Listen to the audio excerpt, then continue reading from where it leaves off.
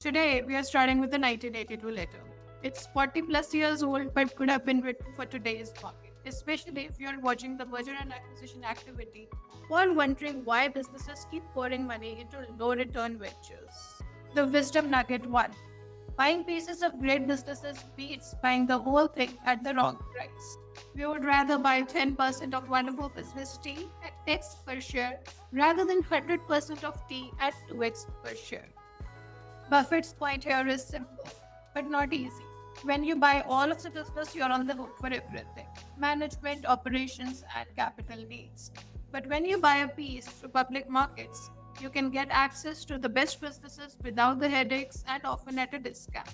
For Warren Buffett and Charlie Munger, value investing was the name of the game. If a business was not available at the right price, they would rather not buy it than buy it at double the price. The main takeaway here being that public markets sometimes do offer better businesses than private ones and at a discount.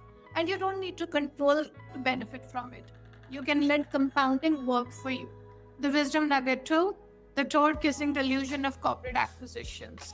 Warren Buffett and Charlie Munger both diverged from the typical merger and acquisition playbook. According to them, managers justify overpaying for mediocre companies with a belief that their leadership will magically transform the business.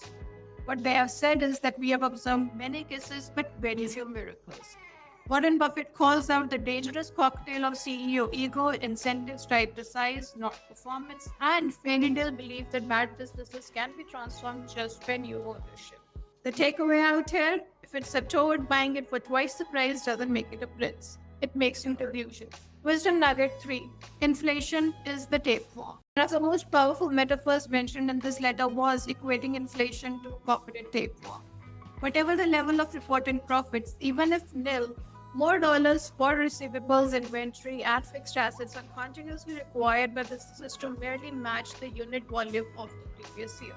Inflation eats away at cash flow. Even profitable businesses are forced to reinvest just to stand still.